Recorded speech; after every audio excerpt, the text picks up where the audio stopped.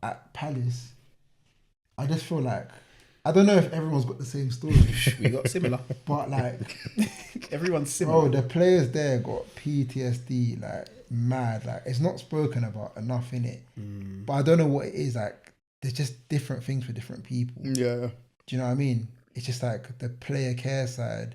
You had people who cared for the players, but it felt like it was almost in private, and it wasn't really like, oh, okay, when you left or etc. etc. It was more like you had certain people you know, oh, I can trust this person or I like this person, and like almost relationships were built. Yeah. But there's a big like back then there was a big sort of difference, whereas now I think they've started changing things with my brother being there. You have people like Danny, the kit man, who was the kit man, doing player liaison, I believe, and other people there to help the young boys a bit more. Whereas at times it felt like a battle. Big battle. Know, like that's what I hope is changing there at the club. Alex Winter's there now at the club as well. Yeah, so I hope that players. I hope that they've sort of built that on and sort of kicked it on, because like we were discussing before, it was just like more of a brutal industry at the time. You know? Because of like, I wouldn't say your experience, but what you somewhat witnessed, were you more observant of your brother's career there? 100%.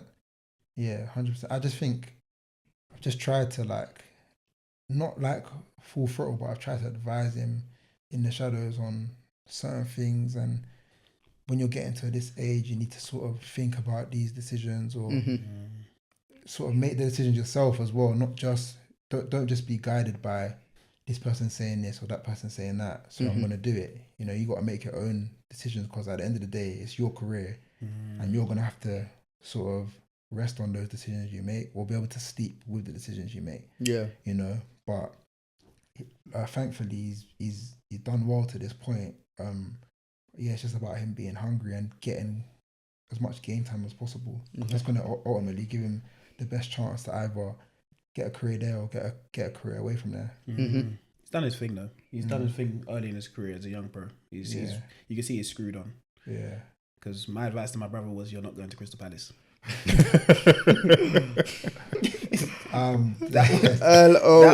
That was a simple advice, because I had done my time there. You didn't need to do any time there. Yeah. Because when he says time, he means jail time. The way he's describing it. No, but I'll be honest. Because when H said about the player care side of things, I was there for 13 years. The day I left, I didn't get a buy, no nothing like that, nothing. I didn't expect it either. But it was the fact that after, it was the whispers of people coming out the wood.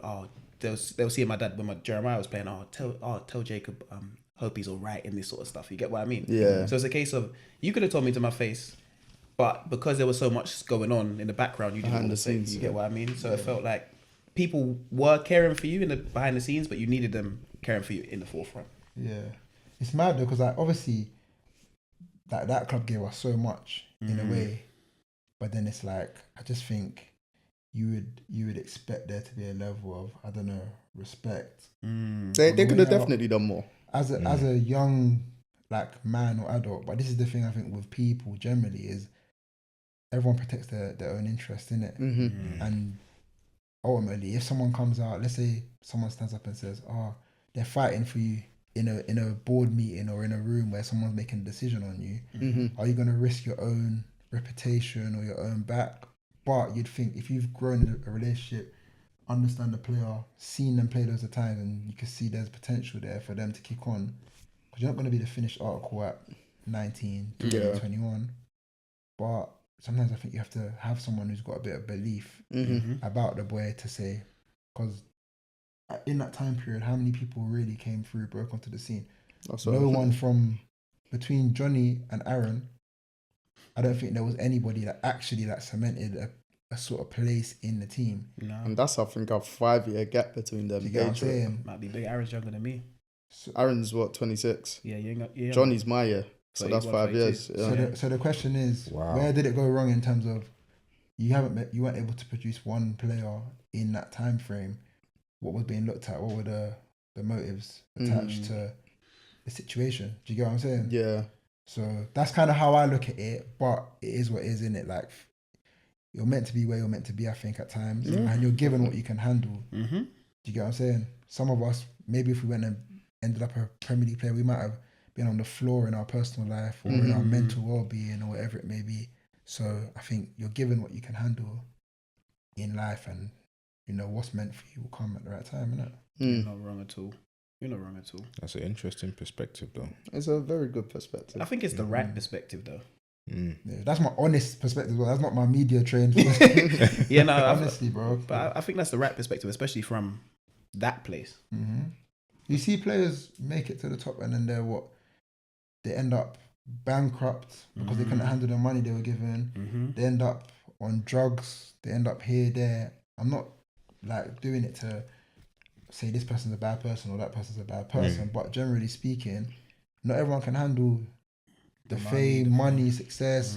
And even those around you, like, they can somewhat lead you astray or not encourage you to be better. Because I always feel like you start treating you lot different. Yeah, I always feel like you lot need people that could tell you no. Yeah. Do you know what I mean? Facts. But you also need the encouragement as well. Like, as the balance is very key. That's a great point, because my friends outside of football, because obviously we got friends in football and friendships we built through football, like me and H, we built the friendship through football. And I've known him since we were 10 years old, so it's been more than a friendship through football. But I always said, outside of football, I needed friends that didn't care about football, didn't care about anything that went on in my football career. They just wanted to see me doing well as a person. And those are the friends I cherish the most, because I could be playing a game and they wouldn't even ask me how the game's gone. They just say, "Oh, how you doing? How's the family doing?" Because that's all they care about. You get what I mean? Not interested in the game.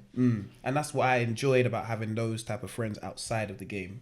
They just care for you, and you always need that person that just cares for you. Yeah. I guess it also took you out of the football bubble and somewhat normality, because there's a lot of things that you lot are somewhat sheltered from.